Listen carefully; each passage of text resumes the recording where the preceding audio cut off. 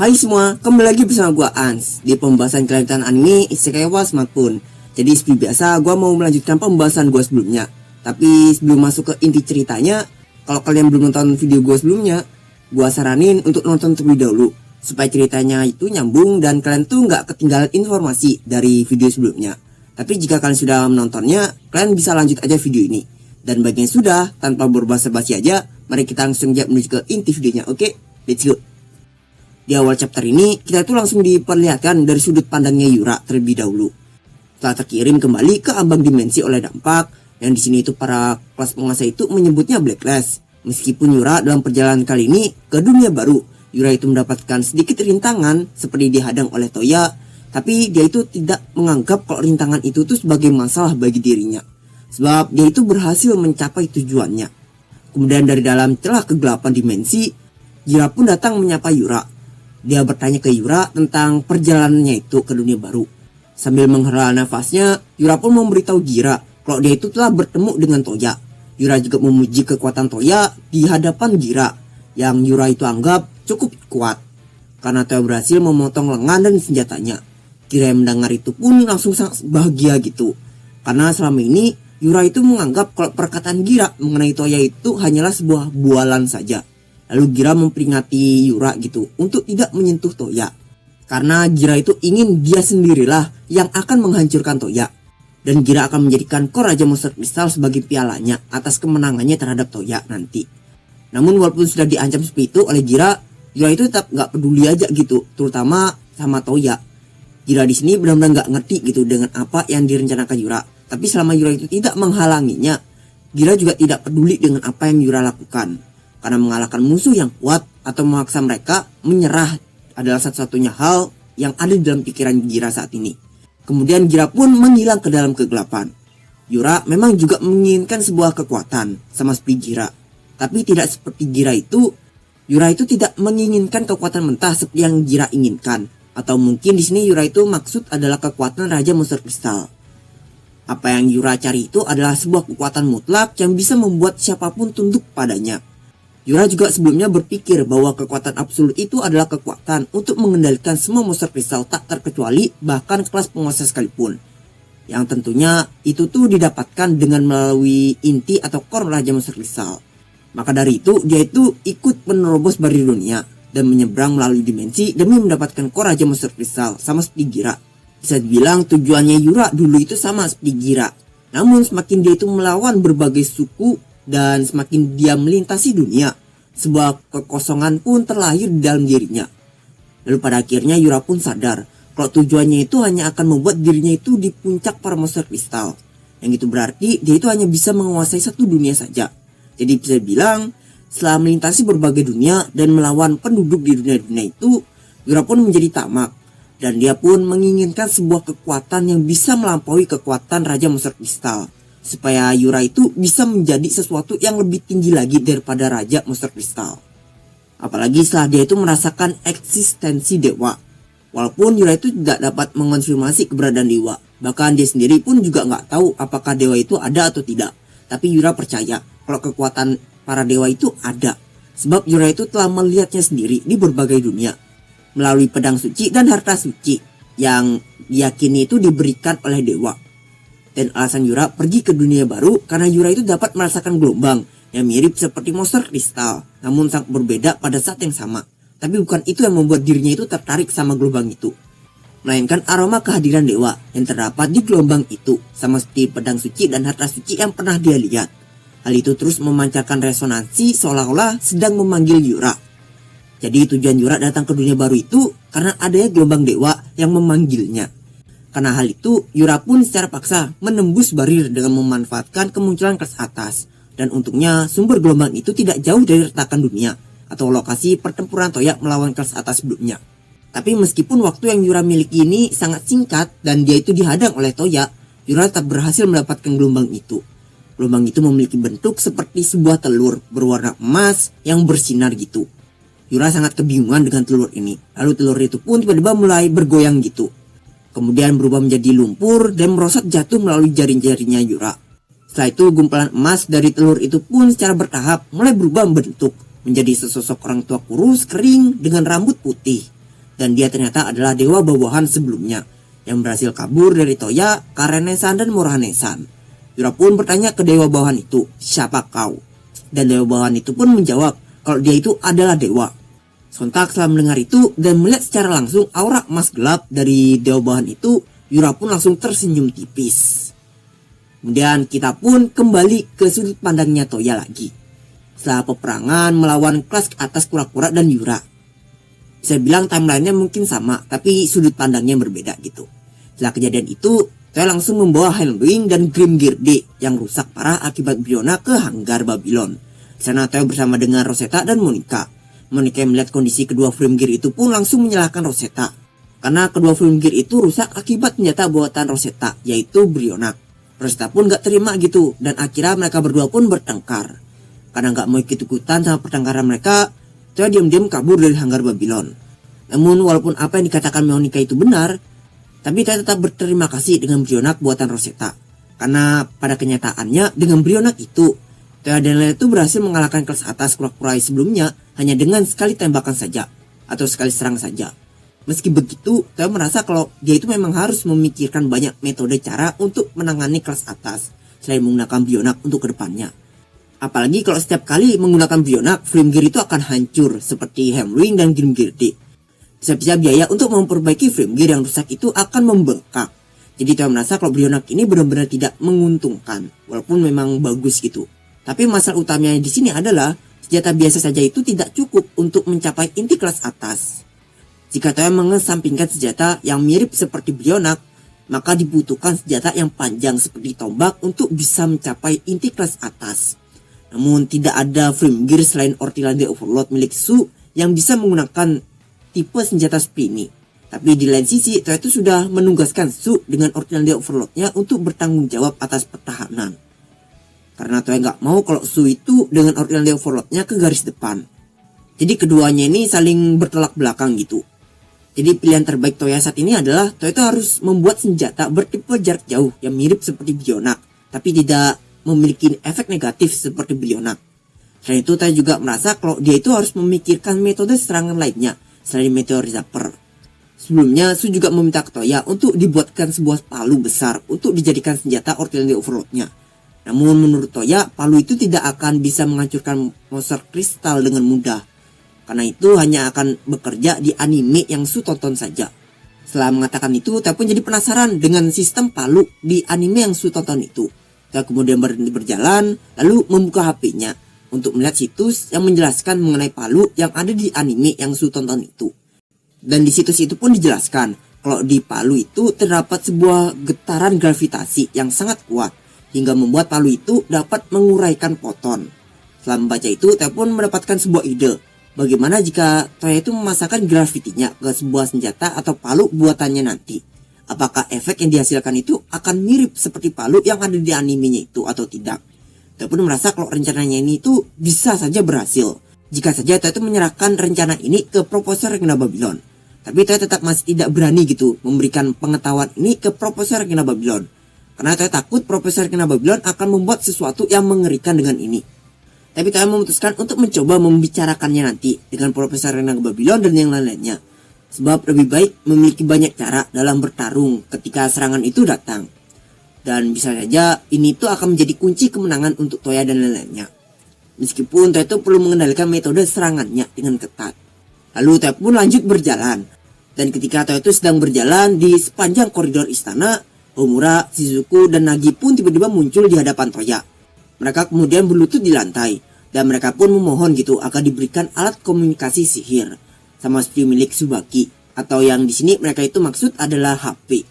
Pertama Toya pun bertanya alasan kenapa mereka itu menginginkan HP, dan di sini Homura pun beralasan kalau HP akan membantu mempermudah pekerjaan mereka dalam berkomunikasi dengan rekan-rekan mereka saat mereka itu bertugas. Apalagi saat mereka itu berpergian dan menyusup ke berbagai tempat untuk melakukan pengintaian.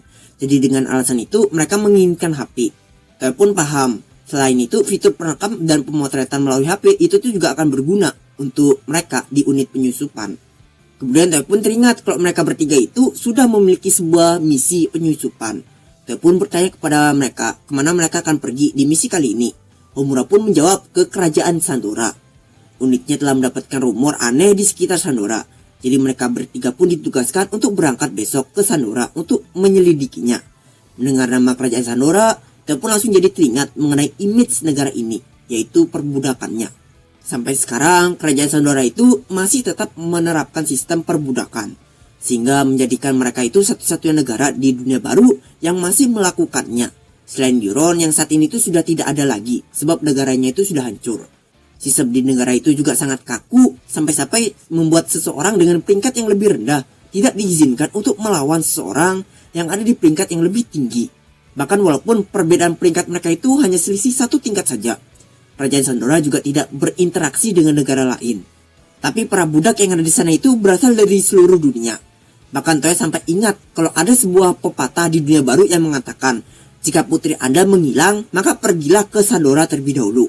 Yang kalau diartikan, jika anak perempuan Anda itu menghilang, maka mungkin dia itu sudah dicuri dan sudah dijadikan budak di Sandora. Kita juga mendengar kalau ras tak biasa seperti elf dan dwarf itu dijual tinggi di sana. Selain itu dikatakan juga bahwa 1/3 penduduk di Sandora itu adalah budak. Ini mungkin adalah hal yang kejam untuk dikatakan bahkan untuk Toya sendiri. Tapi dengan populasi budak yang sebanyak itu, jika seorang majikan memiliki budak baru, maka pada hari itu juga akan menjadi akhir bagi budak lama. Karena di sana budak itu hanyalah dianggap sebagai alat. Negara yang cocok bagi abang dingin. Sejujurnya Toya enggan berurusan dengan kerajaan Sandora ini. Tapi Toya itu ingin menghindari situasi di mana ketiga gadis yang ada di hadapannya sekarang ini berakhir menjadi budak karena beberapa kesalahan. Jadi maka dari itu Toya menyetujui permintaan mereka ini untuk ngasih HP. Namun sebelum memberikan mereka HP, Toya terlebih dahulu memanggil Tsubaki sebagai bos mereka. Toya memintanya untuk menemui Toya di halaman. Kemudian Toya pun pergi ke halaman bersama dengan mereka bertiga untuk menemui Tsubaki. Singkat cerita, setelah Toya itu bertemu dengan Tsubaki di halaman bersama dengan Homura, Shizuku, dan Nagi, Toya pun langsung menjelaskan ke Tsubaki mengenai permintaan ketiga gadis itu dan memberitahunya kalau Toya itu menerima permintaan mereka. Selain itu, Toya juga memberitahu Tsubaki kalau Toya itu akan memberikan HP ke anggota unit intelijen lainnya juga. Mendengar penjelasan dari Toya, Tsubaki pun langsung melirik ke Homura, Shizuku, dan Nagi. Tsubaki kemungkinan marah di sini karena mereka bertiga itu seenaknya datang dan meminta sesuatu ke Toya. Karena tatapan penuh amarah dari Tsubaki itu, mereka bertiga pun jadi ciut. Karena kasihan kepada mereka bertiga, Toya pun coba untuk menenangkan Tsubaki dengan mengatakan kalau Toya itu juga berencana akan memberikan ke setiap orde kesatria, dan unit intelijen akan diberikan pertama, mengingat tugas dasar mereka adalah mengintai. Jadi Tsubaki nggak perlu semarah itu ke mereka bertiga. Dan mendengar itu, Tsubaki pun tidak bisa berkata-kata lagi. Tsubaki hanya bisa mengucapkan terima kasih banyak pada Toya. Untuk berjaga-jaga, Toya juga telah memberikan sihir kembali seperti yang ada di buku-buku Tsukuyomi ke HP-HP yang akan Toya berikan nanti. Agar jika mereka itu kehilangan atau kecurian atau skenario terburuknya, para kesatria Toya ini mencoba melarikan diri dengan HP pemberian Toya itu, maka HP-HP itu akan secara otomatis akan kembali ke tangannya Toya. Toya pun lalu mengambil 10 HP dari storage-nya. HP-HP itu merupakan model yang lebih downgrade lagi dari HP KW Super yang Toya berikan ke Tsubaki dan para penguasa sebelumnya, dengan memiliki warna kuning hijau. Toya kemudian memberitahu letak di mana nomor HP mereka itu disimpan, lalu menyerahkan ketiga gadis itu HP mereka masing-masing. Begitu ketiga gadis itu melihat HP yang baru saja mereka terima dari Toya, mata mereka pun mulai berkilau dengan antusias. Namun pada akhirnya mereka pun tetap ditegur gitu oleh Tsubaki. Selain memberikan HP ke unit intelijen, di sini Toya juga memberikan Tsubaki kendaraan eksklusif untuk unit intelijen, yaitu 3 buah karpet ajaib. Karpet ini memiliki fungsi yang sama seperti karpet yang Toya gunakan waktu menjemput para dewa-dewi sebelumnya, seperti fungsi terbang dan fungsi tak terlihatnya. Toya memberikan karpet ajaib ini karena fungsi tak terlihatnya itu yang menurut Toya cocok untuk pengintaian. Karena jika mereka itu ingin bersembunyi, mereka bisa menggunakan karpet ajaib ini dengan menempelkan karpet ajaib ini ke dekat dinding untuk membuat mereka itu juga menghilang. Jadi mirip-mirip seperti ninja-ninja yang ada di film atau di anime jadul gitu. Juga dengan karpet ajaib ini, tentu mereka bisa terbang untuk melarikan diri jika keadaan mereka itu terdesak. Homura pun berterima kasih pada Toya atas segala pemberian Toya saat ini. Dan Toya membalas kalau apa yang Toya lakukan sekarang ini, karena Toya itu tidak ingin lagi terjatuh seperti saat di Euron. Apalagi kerajaan Sandora memiliki rumor gelap yang beredar Jadi akan sangat terlambat jika Toya itu baru bergerak setelah sebuah insiden itu sudah terjadi. Apalagi negara Sandora itu menjadikan perbudakan sebagai landasan bagi negara mereka. Meskipun Toya itu mampu untuk melepaskan artefak atau kalung budak milik mereka. Tapi jika hal itu sampai diketahui oleh mereka, maka itu pasti akan menjadi sesuatu yang merepotkan. Toya tidak ingin beredar rumor kalau orang akan bebas menjadi budak jika mereka itu pergi ke Brunhilde. Karena jika itu sampai terjadi, maka mereka pasti akan menganggap Brunhilde itu sebagai musuh mereka. Dan kemungkinan Toya dan lain itu akan dikirimkan pembunuh bayaran oleh beberapa orang bodoh sama seperti yang Euron lakukan dulu. Ya meskipun jika benar ada orang yang melakukan hal itu di masa depan, Toya pasti akan mengekspos orang yang melakukan itu dengan segala cara dan membuatnya menghadapi pembalasannya. Lalu karena Toya masih penasaran dengan kerajaan Sandora ini, Toya pun nanya ke Homura, kerajaan Sandora itu menurutnya itu negara seperti apa. Homura pun menjawab kalau menurutnya dari sudut pandang pribadinya, Sandora adalah negara yang memiliki sistem kelas yang sepenuhnya itu dikontrol atas kekuasaan raja. Seperti yang kaya akan menjadi kaya, sementara yang miskin akan menjadi semakin miskin. Tak peduli seberapa banyak kemampuan atau bakat yang dimiliki seseorang, jika dia itu adalah anak budak, maka dia akan tetap menjadi budak. Dan anak warga negara akan tetap menjadi warga negara. Tidak ada cara bagi mereka untuk meningkatkan kelas mereka. Bahkan itu berlaku ke mereka yang terjatuh ke kelas yang lebih rendah. Jadi para penduduk di sana itu nggak bisa meningkatkan kelas mereka. Namun sebaliknya mereka itu bisa turun dari kelas mereka. Dan sementara warga negara di sana itu bisa memilih untuk membuang negara kelahiran mereka lalu pindah ke negara lain. Namun untuk para budak, mereka itu tidak dapat memilih pilihan itu. Mati tanpa makan sedikit pun dan bahkan bekerja sampai mati adalah hal yang normal bagi mereka. Itu semua adalah gambaran Sandora dari sudut pandangnya Homura. Memang sistem kasta atau kelas tidak hanya berlaku di Sandora saja. Di Belfast bahkan tempat tinggal para bangsawan dan warga biasa itu dipisahkan. Ini adalah hal yang biasa di dunia baru. Tapi mereka bisa mendapatkan promosi di Belfast jika mereka itu memiliki kemampuan.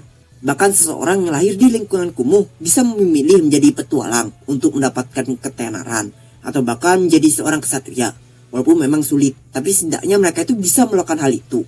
Kayak memberikan contoh yaitu ya dirinya sendiri, yang mulai sebagai petualang lalu mendapatkan sebuah pencapaian dan menjadi raja. Lalu Toya pun nanya lagi sekarang mengenai reputasi Raja Sandora. Namun sayangnya Homura tidak tahu mengenai popularitas sang raja itu. Sebab tidak ada yang berani membicarakan tentang sang raja secara terang-terangan di sana. Para penduduk di sana itu hanya bisa berkata seperti raja adalah orang yang luar biasa, rasa terima kasih kami itu tidak cukup, dan dia adalah matahari kami. Dan saat Toya itu menanyakan apakah itu tuh adalah benar-benar pendapat pribadi mereka, Homura pun juga tidak tahu. Dia berpikir mungkin itu benar-benar pendapat mereka yang berada di kelas atas. Tapi Homura yakin untuk kelas bawah itu tidak. Mereka melakukan hal itu cuma semata-mata agar mereka itu tidak diturunkan menjadi budak. Setelah mendengar itu, Toya pun langsung mendeskripsikan kalau Raja Sandora itu adalah seorang atasan yang tidak pernah kena tegur dari penduduknya. Karena kelas atasnya itu sampai nggak ada yang membuat kritik sama sekali ke dia. Dan kelas bawahnya itu nggak berani macam-macam sama dia. Tapi kalau Toya membandingkan Raja Sandora itu dengan dirinya sendiri, yang seorang raja, tapi setiap harinya itu kena marah. Toya pun merasa curiga gitu dengan Raja Sandora. Selain itu, Homura juga memperingati Toya untuk tidak meremehkan kekuatan militer mereka.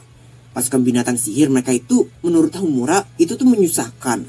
Toya pun setuju dengan perkataan Homura itu. Karena mereka memiliki kalung budak, yang pada awalnya kalung itu memang dibuat untuk menjinakkan binatang sihir. Jadi wajar kalau pasukan binatang sihir mereka itu kuat. Pasukan binatang sihir ini adalah pasukan yang diisi oleh prajurit yang menunggangi binatang sihir, yang berhasil mereka tundukkan dengan kalung budak. Sandora adalah negara yang tidak memiliki perbatasan dengan negara manapun. Jadi tidak ada cara bagi mereka untuk diserang oleh pihak luar. Namun wilayah mereka itu adalah wilayah yang dimana binatang sihir berbahaya seringkali berkeliaran. Binatang-binatang sihir itu semuanya datang dari tempat seperti hutan besar dan gurun. Jadi pasukan binatang sihir ini dibuat untuk memusnahkan ancaman tersebut. Tapi pasukan binatang sihir ini tidaklah berisikan dengan prajurit saja, melainkan ada juga banyak budak di antara mereka. Yang dengan kata lain, mereka itu juga bisa disebut sebagai prajurit budak. Jadi bisa dibilang kerajaan Sandora itu juga meninggalkan seluruh pekerjaan berbahaya ke budak. Setelah mendengarkan cerita yang tidak mengenakan itu mengenai kerajaan Sandora, Toya pun jadi merasa nggak enak untuk mengirimkan Homura, Shizuku, dan Nagi ke negara yang berbahaya itu. Namun Homura menenangkan Toya. Sambil menusukkan dadanya, Homura bilang ke Toya kalau mereka itu akan bertukar kontak setiap hari. Dan mereka akan segera keluar dari negara itu jika situasinya itu menjadi tidak pasti. Karena ini itu adalah pekerjaan agen intelijen, jadi itu nggak perlu khawatir. Meskipun Homura sudah mengatakan hal itu dengan bangga, tetap masih cemas kepada mereka bertiga. Dan sayangnya untuk video kali ini, gue akhiri dulu sampai di sini. Jika ada salah kata atau informasi, bisa dibenarkan aja seperti biasa di kolom komentar. Jika kalian suka video ini, bisa di like, lalu jangan lupa subnya. Oke, terima kasih. See you next video and Okay, 3, 2, 1. 好き好き。See you. No, no, no, no, no, no, no, no, no, no, no.